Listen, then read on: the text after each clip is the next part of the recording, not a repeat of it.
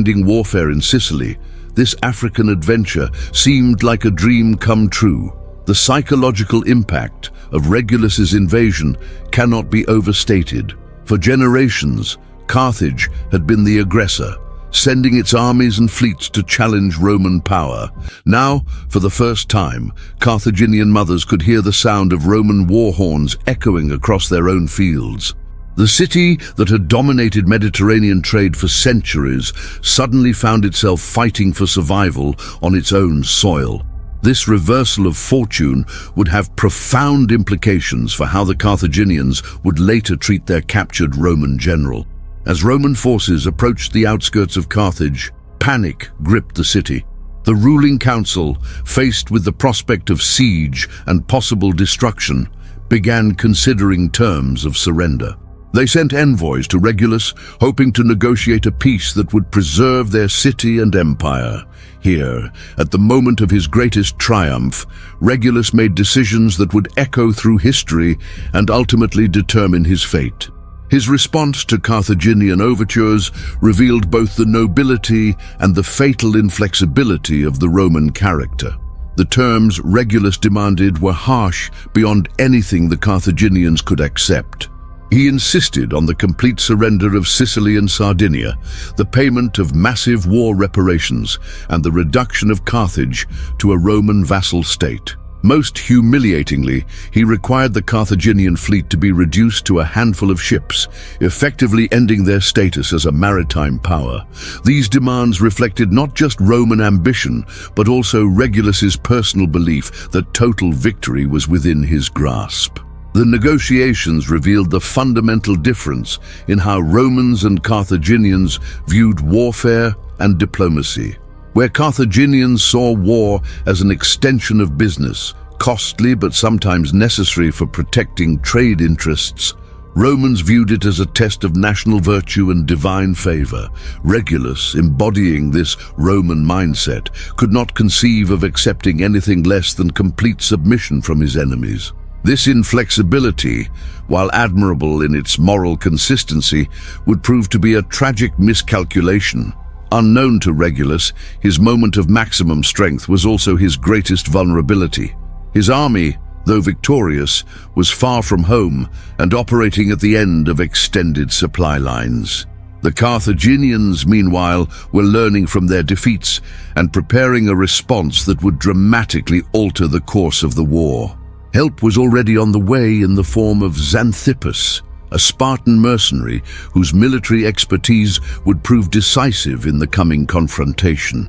Xanthippus arrived in Carthage at the darkest hour when the city's fall seemed imminent. This professional soldier, trained in the Spartan military tradition, brought not just tactical knowledge, but also a clear-eyed assessment of the strategic situation. Unlike the Carthaginian generals, who had been repeatedly outmaneuvered by Roman tactics, Xanthippus understood both the strengths and limitations of the Roman military system.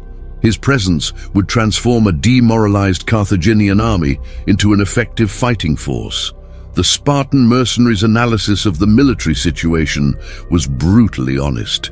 He pointed out that Carthaginian defeats had resulted not from inferior courage or numbers, but from poor tactical decisions and failure to exploit their natural advantages. The flat terrain around Carthage was ideal for cavalry and elephant warfare, yet previous commanders had allowed Romans to choose battlefields that favored infantry combat. Xanthippus proposed a complete overhaul of Carthaginian strategy, one that would play to their strengths while exploiting Roman weaknesses. Under Xanthippus's guidance, the Carthaginian army underwent intensive retraining. War elephants, those ancient tanks of the battlefield, were reintegrated into tactical formations. The cavalry, drawn from Numidian tribes renowned for their horsemanship, received new training in coordinated charges. Most importantly, discipline was restored to units that had been demoralized by repeated defeats. The transformation was remarkable, turning a collection of defeated forces into a unified and dangerous army. Regulus, confident from his string of victories, failed to recognize the changing nature of his opposition. Intelligence reports suggested that Carthaginian resistance was stiffening, but he attributed this to desperation rather than improved leadership. His own forces, enriched by months of successful campaigning, had perhaps grown complacent. The harsh discipline that had carried them through the initial invasion gave way to the natural relaxation that follows extended success. This overconfidence would prove fatal when the reorganized Carthaginian army finally took the field. The Battle of Tunis in 255 BC would go down in military history as one of the most complete reversals of fortune ever recorded. Regulus, who had seemed on the verge of conquering Carthage itself, suddenly found himself facing a professional army led by a commander who understood Roman tactics better than most Romans did. The clash that followed would destroy not only his army, but also his own freedom, setting in motion the events that would lead to his legendary death. The battle opened with a massive cavalry charge that shattered the Roman flanks before they could properly form their traditional defensive formations. Xanthippus had chosen his ground carefully, forcing the Romans to fight on open terrain where their infantry advantages were neutralized. War elephants, properly deployed for the first time in the conflict, crashed through Roman lines like living battering rams. The famous Roman discipline, so effective in previous encounters, proved inadequate against this new tactical approach. As his army disintegrated around him, Regulus demonstrated the personal courage that had made him legendary. Rather than fleeing the battlefield, he remained with his troops, attempting to rally them even as the situation became hopeless. Ancient sources describe him fighting with desperate valor, his sword red with enemy blood, even as Carthaginian forces surrounded his position. His capture came only when he was overwhelmed by sheer numbers, his exhausted body finally succumbing to wounds and fatigue. The aftermath of Tunis was catastrophic for Roman arms. Of the massive army that had landed in Africa with such high hopes, only a handful escaped back to Sicily. The majority were either killed in battle or captured, representing one of the worst military disasters in Roman history. For the survivors, the memory of seeing their invincible general dragged away in chains would haunt them for the rest of their lives. Yet this defeat, terrible as it was, would pale in comparison to the horrors that awaited Regulus in Carthaginian captivity. Regulus's capture transformed him from a military threat into a valuable political asset. The Carthaginians recognized that holding such a prominent Roman general gave them leverage that mere victory on the battlefield could not provide. Here was a man who had been consul twice, who commanded respect in the Roman Senate, and whose very name was synonymous with Roman military virtue. His fate would become intertwined with the larger diplomatic and strategic considerations that would determine the course of the ongoing war. The conditions of Regulus's captivity were initially bearable, reflecting his value as a potential bargaining chip. He was held in relative comfort, treated as befitted his rank and status. The Carthaginians understood that his usefulness lay not in his suffering, but in his ability to influence Roman policy. For several years, he remained in this state of honorable imprisonment, his presence a constant reminder of Carthaginian victory and Roman vulnerability. Neither he nor his captors could foresee the extraordinary circumstances that would lead to his temporary freedom. During his captivity, Regulus became a symbol of Roman resilience in the face of adversity. Stories of his dignified bearing and refusal to abandon Roman principles spread throughout the Republic, inspiring new generations of soldiers and citizens. He embodied the ideal of the Roman aristocrat who placed duty above personal safety, country above comfort. This reputation would prove crucial when the time came for the Carthaginians to make use of their distinguished prisoner.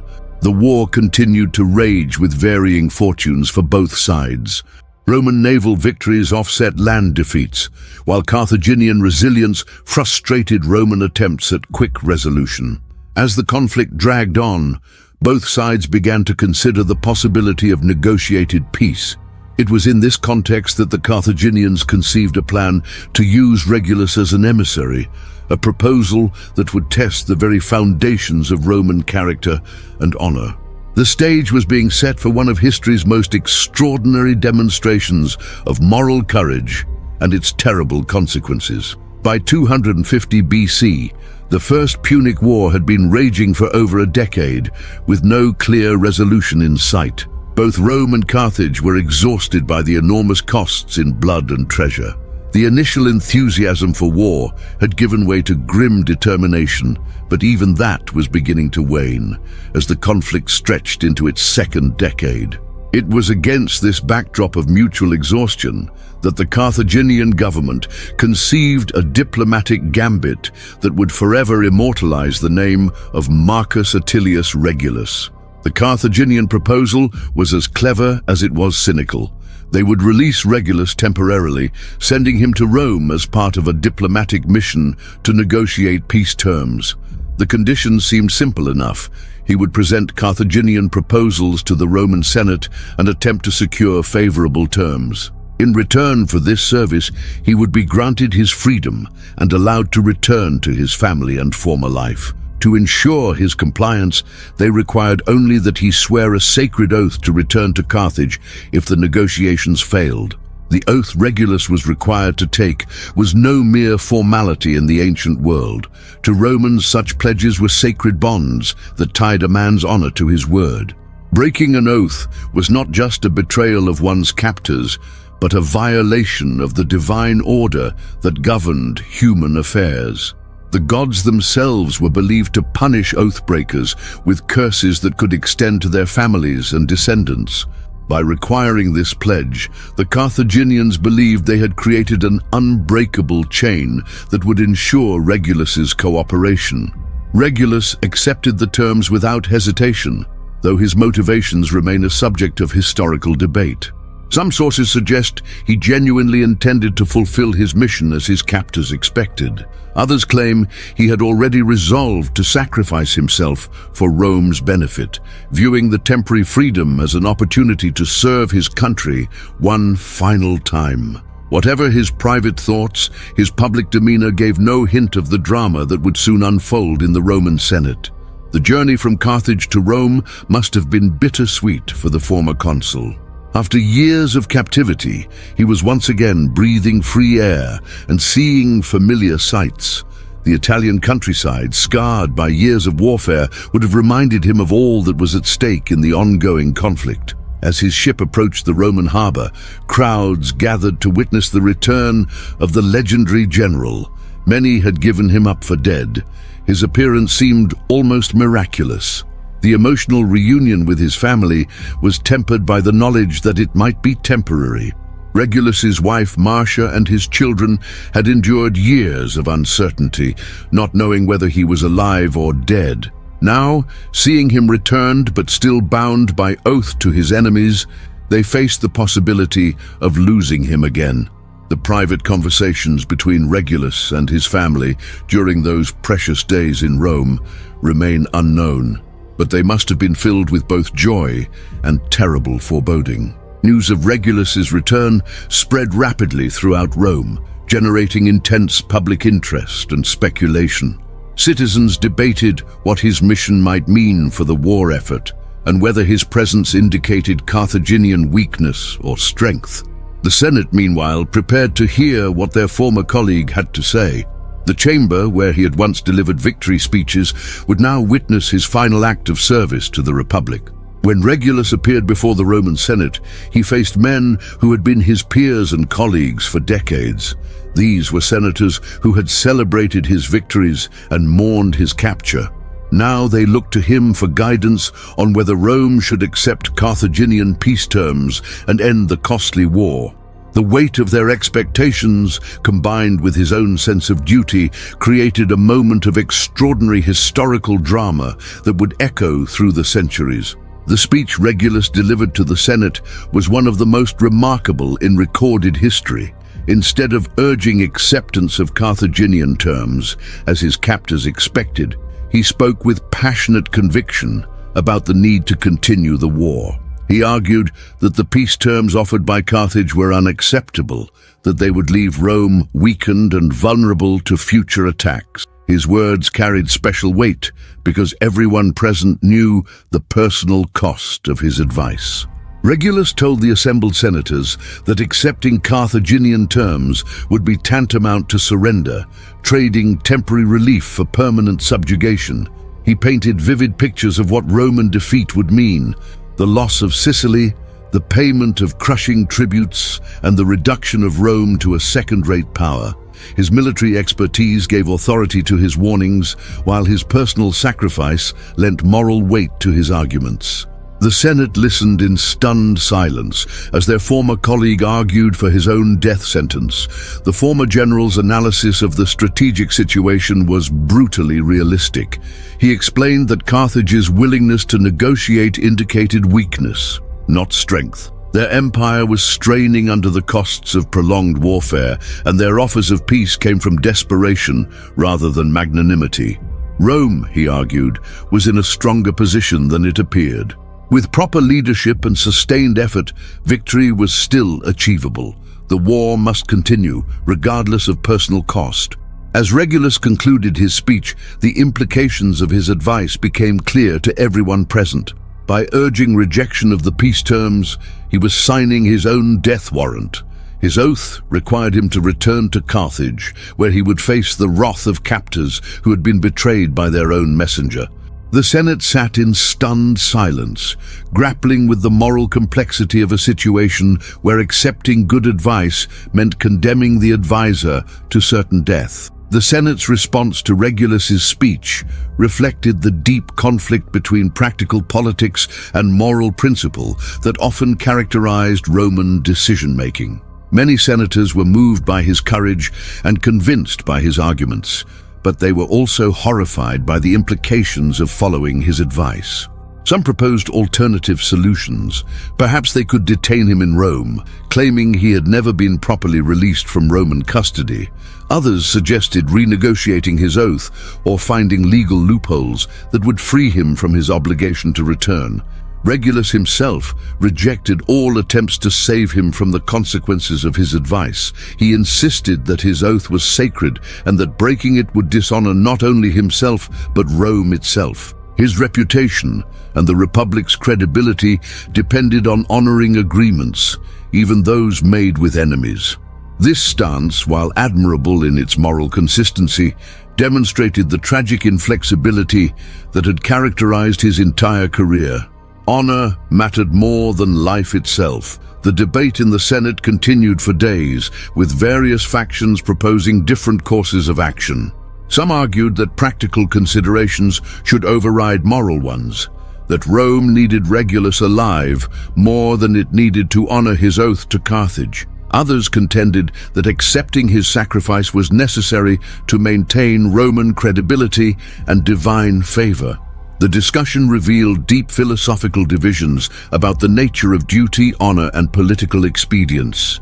Ultimately, the Senate voted to reject the Carthaginian peace terms, following Regulus's advice while accepting the terrible cost of their decision. The vote was not unanimous, and the debate that preceded it was one of the most emotional in Roman legislative history. Senators wept openly as they cast ballots that they knew would condemn their colleague to torture and death. Yet they also recognized that his sacrifice embodied the very virtues that made Rome great. As preparations began for Regulus's return to Carthage, the reality of his situation became increasingly apparent to the Roman people. Crowds gathered outside his home, pleading with him to remain in Rome and break his oath. They argued that no promise made under duress could be considered binding, that his duty to Rome superseded any obligation to his captors. Their appeals were passionate but futile. Regulus had made his choice and would not be swayed by popular pressure. The final days before his departure were marked by an outpouring of public emotion unprecedented in Roman history. Citizens who had never met him personally felt a deep connection to his plight, seeing in his sacrifice a reflection of the values that defined their civilization. His story became the subject of poems and songs, while philosophers debated the ethical implications of his decision. Rome had found a new kind of hero, one whose greatest victory would be his own defeat. Regulus's family faced the impossible task of saying goodbye to a man who was walking voluntarily towards certain death. His wife Marcia would later become famous for her own actions in response to his murder. But during these final days, she focused on supporting her husband's decision even while grieving its consequences. Their children, too young to fully understand the situation, would grow up carrying the weight of their father's legendary sacrifice. The departure from Rome was a solemn affair, with crowds lining the roads to witness Regulus's final journey as a free man. He traveled with the dignity befitting his rank, but everyone present understood that they were watching a funeral procession for a living man. The sight of the former consul voluntarily returning to captivity and certain death moved even his political enemies to tears. Rome would remember this moment as one of the defining episodes of the Republic's moral history. The voyage from Rome back to Carthage gave Regulus time for final reflection on his choice and its consequences. Surrounded by Carthaginian guards who were beginning to understand the magnitude of his betrayal, he maintained the dignity that had characterized his entire career. The irony of his situation, sailing toward death precisely because he had served his country too well, would not have been lost on a man of his education and philosophical training. As the Carthaginian coast came into view, Regulus would have known that he was looking upon the last landscape he would ever see as a free man. The city that he had once almost conquered now loomed before him as the site of his final ordeal. The generals and politicians who had crafted the diplomatic mission that brought him to Rome were about to discover the fatal flaw in their clever plan. They had underestimated the depth of Roman commitment to duty and honor. The news of the Senate's rejection of peace terms, delivered by their own messenger, struck Carthaginian leadership like a physical blow. They had gambled that Regulus would serve their interests in exchange for his freedom, but instead, he had used their own strategy against them. The humiliation was complete. They had voluntarily released their most valuable prisoner, only to have him return with news of their diplomatic failure. Someone would have to pay for this miscalculation. Regulus's return to Carthaginian custody marked the beginning of what would become one of the most notorious episodes of cruelty in ancient history. The men who received him back were no longer his jailers, but his executioners, tasked with transforming the former consul into an object lesson about the price of defying Carthage. The sophisticated torture techniques they would employ reflected both their fury at his betrayal and their determination to extract maximum psychological value from his death. The decision to torture Regulus was not made in the heat of passion, but as a calculated political act. Carthaginian leaders understood that his death would send a message not only to Rome, but to their own people and allies. They needed to demonstrate that betraying Carthage, even by a prisoner acting under oath, would be met with consequences so terrible that no one would dare repeat such behavior. Regulus would become a cautionary tale, written in flesh and blood. The planning of his execution reveals the methodical cruelty that characterized ancient warfare at its worst. Rather than simply killing him quickly, his captors designed a progression of torments intended to break both his body and his spirit. Each stage of his suffering was carefully calculated to maximize pain while prolonging life, ensuring that his agony would be as public and memorable as possible. They wanted his screams to echo not just through Carthage, but across the Mediterranean world. The first phase of Regulus's torture involved systematic sleep deprivation, a technique that would be familiar to modern practitioners of psychological warfare. His captors kept him awake for days at a time, using bright lights and constant noise, preventing the rest that might have helped him maintain mental resistance.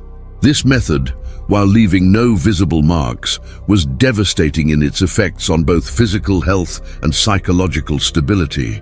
The goal was to reduce the proud Roman general to a broken shell of his former self. Sleep deprivation was accompanied by exposure to intense light, which had the dual purpose of preventing rest and causing physical damage to his eyes. Ancient sources describe how his captors used polished metal mirrors to concentrate sunlight into his face, creating a form of torture that was both psychologically devastating and physically harmful. The constant brightness would have caused severe headaches and begun the process of damaging his vision, preparing him for even worse torments to come. The removal of Regulus's eyelids represented an escalation in both cruelty and symbolism. This mutilation served multiple purposes. It made sleep impossible, intensified the effects of light torture, and created a visible sign of his degradation. The procedure itself would have been excruciating, performed without anesthesia by executioners who took care to ensure he remained conscious throughout. The psychological impact of being unable to close his eyes would have been almost as devastating as the physical pain. With his eyelids removed, exposure to the North African sun became an instrument of continuous torture. Unable to protect his eyes from the blazing light, Regulus would have experienced constant searing pain that intensified throughout each day.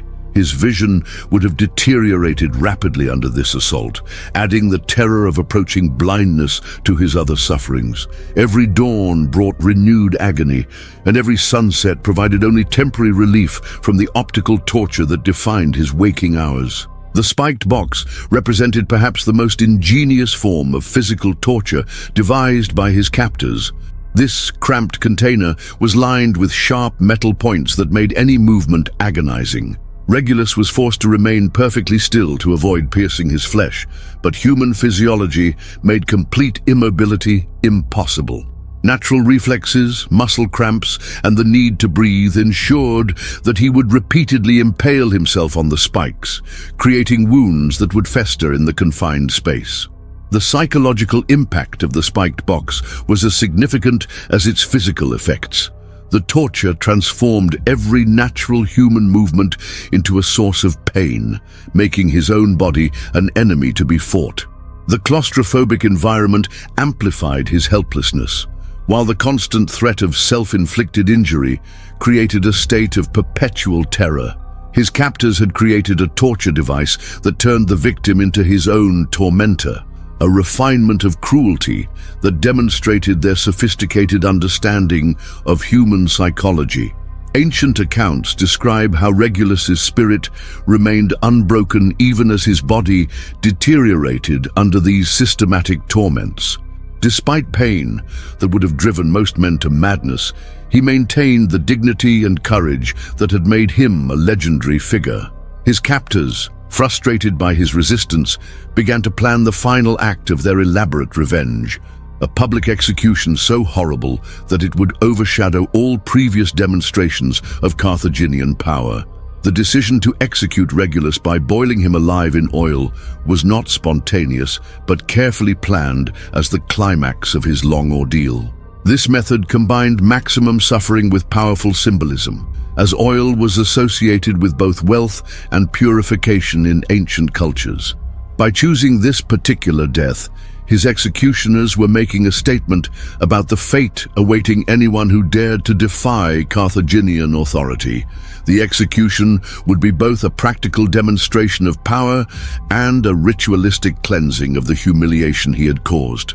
Preparations for the final execution were elaborate, reflecting the importance Carthaginian authorities placed on this public spectacle. A large bronze cauldron was specially constructed for the occasion, its size calculated to accommodate a human body while allowing for maximum visibility from the surrounding crowd. The bronze itself was significant. This precious metal represented Carthaginian wealth and technological sophistication, making the cauldron both an instrument of death and a symbol of the power that condemned him. The selection of oil as the execution medium was both practical and symbolic. Oil heated more slowly and retained heat longer than water, ensuring that the victim would experience prolonged agony as the temperature gradually rose. The viscous nature of hot oil would cling to flesh, intensifying burns and making escape impossible, even if the victim somehow managed to struggle free of restraints. From a symbolic perspective, oil represented purification and transformation, suggesting that Regulus's death would somehow cleanse Carthage of the humiliation he had caused. The public nature of the execution was crucial to its intended impact. Carthaginian authorities proclaimed the event throughout the city, ensuring maximum attendance from both citizens and foreign observers. They wanted representatives from Rome and other nations to witness the fate awaiting those who betrayed Carthaginian trust. The execution would serve as both entertainment for the masses and a diplomatic message to potential enemies about the consequences of defying Carthage. The crowd that gathered to witness Regulus's final moments represented a cross-section of Carthaginian society and the broader Mediterranean world. Citizens eager for vengeance mingled with foreign diplomats taking notes for their governments. Merchants paused their business to observe the spectacle, while soldiers reflected on their own mortality.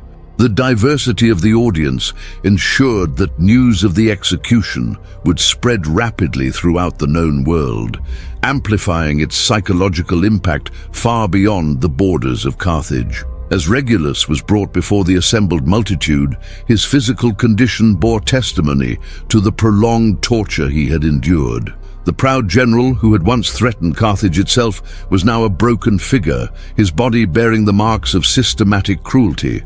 Yet ancient sources insist that his bearing remained dignified, that even in his extremity he maintained the composure expected of a Roman magistrate.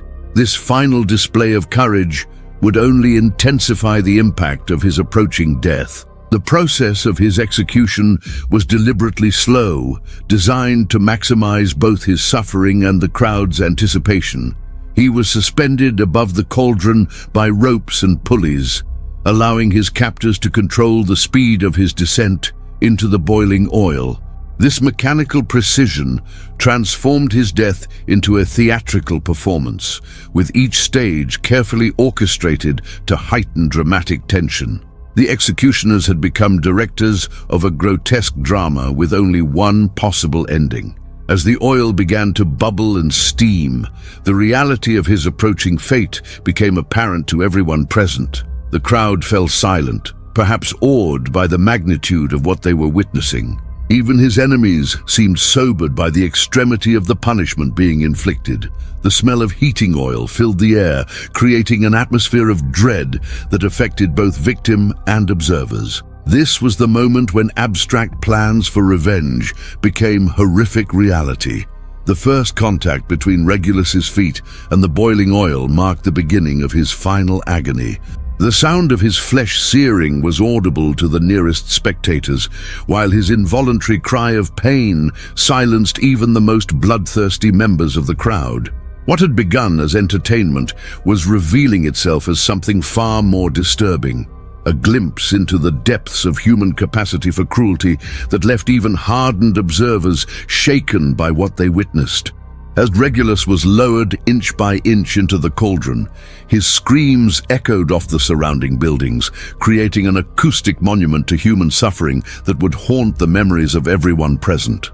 The oil, heated to temperatures that destroyed flesh on contact, began its gruesome work of consuming the man who had once been Rome's greatest general. Each moment of his descent brought fresh waves of agony as more of his body came into contact with the lethal liquid. The physical process of death by boiling oil was mercifully shorter than his captors had anticipated. The extreme heat caused rapid shock and unconsciousness, ending his conscious suffering more quickly than the slow torture they had planned. Yet even this small mercy came too late to diminish the impact of what the crowd had witnessed. The sight and sound of a human being consumed by boiling oil left an indelible impression on everyone present. The silence that followed Regulus's death was more profound than any cheers of victory could have been.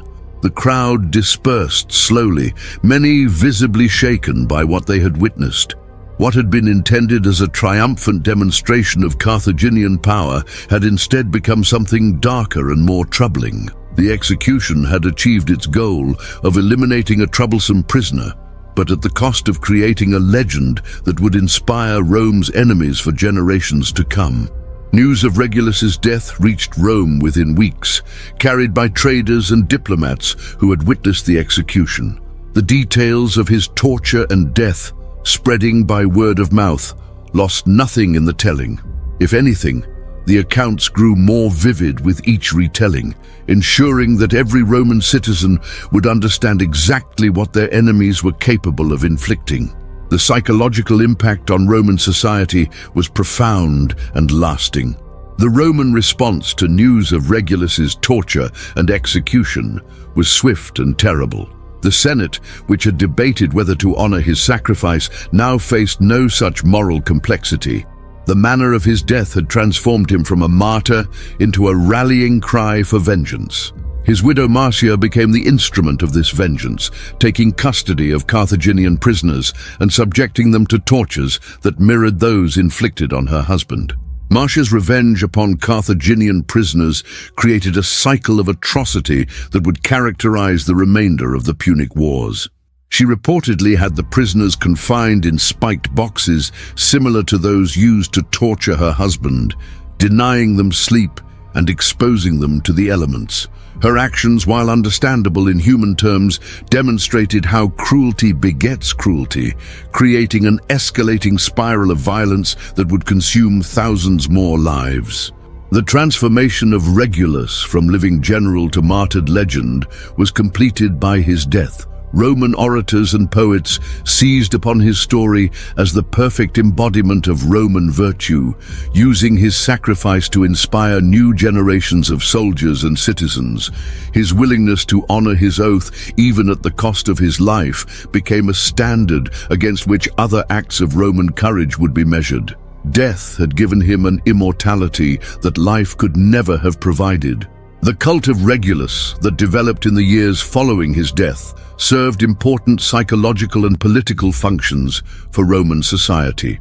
His story provided a moral framework for understanding the costs of honor and duty, while his martyrdom justified the enormous sacrifices required by the ongoing war. Citizens who might otherwise have questioned the wisdom of continued conflict could point to his example as proof that some principles were worth dying for. The impact of Regulus's death extended far beyond Rome itself, influencing how other nations viewed the character of Roman civilization. His story became known throughout the Mediterranean world, creating a reputation for Roman steadfastness that would prove valuable in future diplomatic and military encounters. Enemies and allies alike learned that Romans would honor their commitments regardless of personal cost, a lesson that would shape international relations for centuries to come. The historical accuracy of some details surrounding Regulus's death has been debated by scholars, but the core narrative appears to be well documented by multiple ancient sources. The specific methods of torture described by historians like Livy and Polybius may contain some embellishments added by later storytellers, but the basic facts of his capture, mission to Rome, and subsequent execution seem to be historically sound.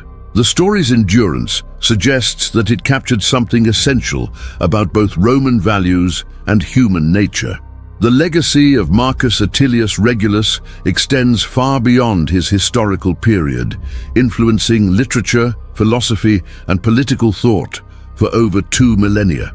His story has been cited by everyone from medieval chroniclers to modern political theorists as an example of principled leadership and moral courage. The tension between personal survival and public duty that his case exemplifies remains relevant to contemporary discussions about ethics and leadership.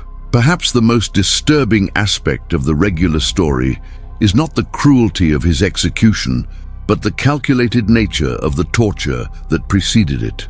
His captors were not acting in the heat of passion, but implementing a carefully planned program of psychological and physical torment. This systematic approach to inflicting suffering reveals a sophistication in cruelty that challenges comfortable assumptions about ancient versus modern barbarism. The methods employed against Regulus, sleep deprivation, sensory torture, psychological manipulation, would be recognizable to students of modern interrogation and torture techniques. This continuity across millennia suggests that the capacity for systematic cruelty is not a product of any particular era or culture, but rather a disturbing constant in human nature. The tools may change, but the underlying psychology of inflicting suffering remains remarkably consistent. The political dimensions of Regulus's torture and execution also deserve careful consideration. His captors were not sadists acting for personal pleasure, but officials implementing what they believed to be sound policy. They calculated that the spectacle of his death would serve their political and military objectives, demonstrating to both domestic and international audiences the price of defying Carthaginian authority. This instrumentalization of cruelty for political purposes has been repeated countless